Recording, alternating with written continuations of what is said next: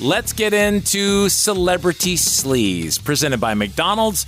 Best part about working at McDonald's is the people. Well, this is sort of uncharacteristic of Justin Bieber. Caught on camera venting his frustration at a group of young fans. Yeah, he was at his hotel, the Waldorf Astoria in West Hollywood, and I guess a bunch of little fans decided that they were just going to follow him around. And he kind of got, brutal with them. He's like, get out of here. This is a theme right now. He always looks so disheveled. Like, what is going on with him? The people are all over him, but the theme is I'm seeing this. Many celebrities now are fighting back to these pops. I mean, you got Bieber all the time. You've got Travis Scott. Who else? There was someone else that they were following around. They're finally saying enough.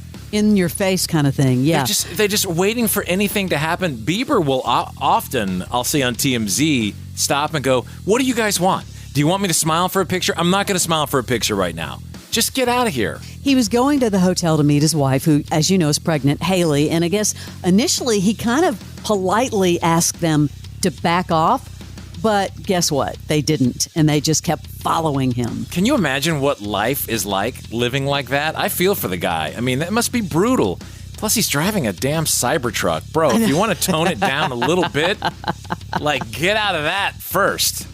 You know about my love for Vince Vaughn. I love the early, fast-talking Vince Vaughn comedies. There's nothing better. But guess what? He's got a new show coming on Apple TV this week. On the 14th, it debuts. It's called Bad Monkey, starring Vince Vaughn. Check this out. I'm technically not even a detective anymore. They said I was consistently reckless, inappropriate, and glib. Why can't you just hide me on the desk in here or something? Wouldn't even be doing any real work. I'd just be checking the websites I like. I disagree with you, Leslie. I cannot stand Vince Vaughn. I can't get enough of him. Oh. Cannot get enough of Vince Vaughn. That 10 seconds Swingers, was enough. Wedding Crashers, Old School. I don't know where it went. He got really sour. Maybe he went through an alcohol stage or something, but he was always in fights. He was in bar fights. He got really out of control for a minute, and I think that's where I kind of fell off. Yeah, here's his character. Andrew Yancey is a former police detective who has been reduced to conducting restaurant inspections. I like the premise. Where the comedy ensues. I mean, it's not like what's her name, like Julia Roberts, where I don't like her. I won't even go anywhere near anything she does. But love Vince Vaughn. Okay, I might give it a try. I just don't know why I have trouble with him. I don't either, because he to me makes me laugh out loud. Right. Were you a fan of Wedding Crashers and Swingers? Yes. Who doesn't like Swingers? What's that? The biggest indie of all time? Love it. I'll try it. We talked about Deadpool and Wolverine, now in the $1 billion club. Number one again, billion, making it only the second R-rated movie to achieve such a feat. But his wife, Blake Lively, had a movie that came out. It debuted at number 2. It's called It Ends With Us. Now, we heard Ryan kind of sneak into a little junket and interview her co-star, Brandon Skellner. Well, guess who interviewed him next? Ryan Reynolds' mom. Well, it's not every day the mother-in-law of the leading lady gets to interview the love interest and the man trying to replace my sweet little gummy bear, Ryan. Let's dive in, shall we? Can we not dive in? Mom, it's Ryan. I wrote all these questions, but don't tell Brandon. I didn't expect to love him so much, so don't blow this for me. Oh my God, that language. Seriously, we don't have to do this. These two go to bed at night, Ryan Reynolds and Blake Lively, with the number 1 and number 2 movie in the country. Just complete domination. They're so likable. Really likable. I love her. I love him. She's beautiful. And just after this week, probably it'll be the number 1 R movie with inflation put in of all time, beating The Exorcist. And the ones you talk now of all time, I mentioned this earlier. Number 1 is Gone with the Wind. I didn't know that. $4.3 billion. That's adjusted with inflation. Avatar's 2. Titanic is 3, and those are both in the $3 billion, as is Star Wars, which is 4, and that's $3.5 billion. That's a lot of movie going. Well, and you mentioned this too. People will see this repeatedly. They will go and watch Deadpool and Wolverine over and over again, especially when it gets on streaming. That's where these numbers come from. It's the repeats. I saw this headline. David Copperfield sued by a New York City condo board for over $2.5 million for allegedly trashing his Manhattan penthouse. Now, check this out. You know, he moved out. He's not living there anymore. He permanently moved out in 2018, but they are trashing him. The lawsuit says that he left it the repair, the dangerous, unacceptable, and unsanitary conditions.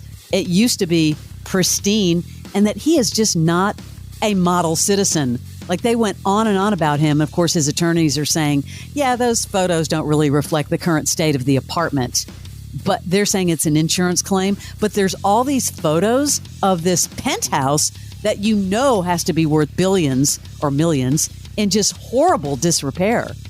I wonder if he had someone else living there or something. You know what I mean? Like, is he really that messy? I don't know, but the headlines are there. Maybe some magic will happen and he'll make it disappear. You would think he could. He could just snap 2 snaps. Boom, it's clean.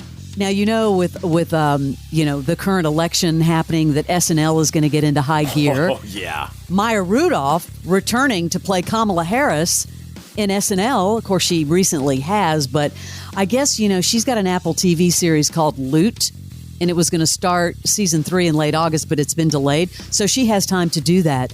But Steve Martin turned down the chance to play Kamala Harris's running mate, Tim Walz. Did you see his quote about that? God, he would be perfect visually. No, I didn't see it. I was like, I wanted to say no, and by the way, he wanted me to say no. I said, Lauren, as in Lauren Michaels, I'm not an impressionist. You need someone who can really nail the guy. I was picked because I have gray hair and glasses. Yeah, true. True. If you don't have it in you, then it's not going to go well. I mean, come on. So, yeah, it just only the beginning, right?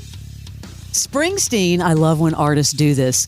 Surprise people at Max's Bar and Grill in Long Beach, New Jersey. He just showed up and ordered 5 dozen hot dogs to go. Well, the bar manager initially didn't know who he was. And then, of course, when she found out who he was, she was like, oh my gosh, let me help you with this order. I mean, don't you love that? Just showing up at just a regular bar and grill. That's the coolest thing ever. If I was ever a rock star in my fantasy world, I would find like the smallest, dingiest place and go perform there. I just think that is just so cool when they do that.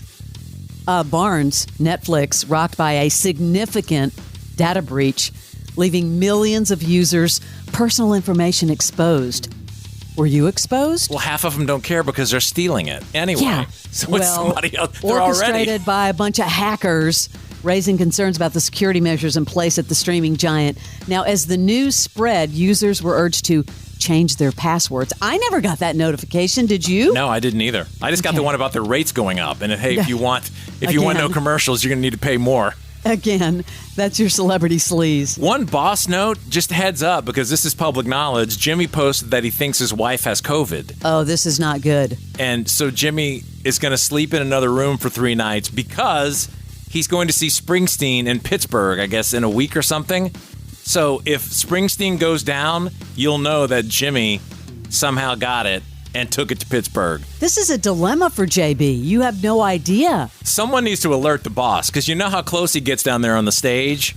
I mean, he's almost a stalker at this point with how many, he follows him around like a little girl. Remember that time Springsteen was staying at the Four Seasons?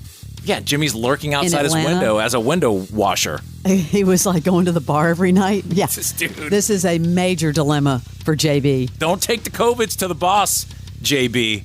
You're on the Morning X. Coming up, Trial Watchers is a cool website. It's many things. That's a docuseries that's about to come out. It's Mike Pachenik is a former WSB reporter. This is his site with another guy. They've put it together, and we're going to talk to him coming up about 9:20 this morning. This is your Morning X. It's 99X.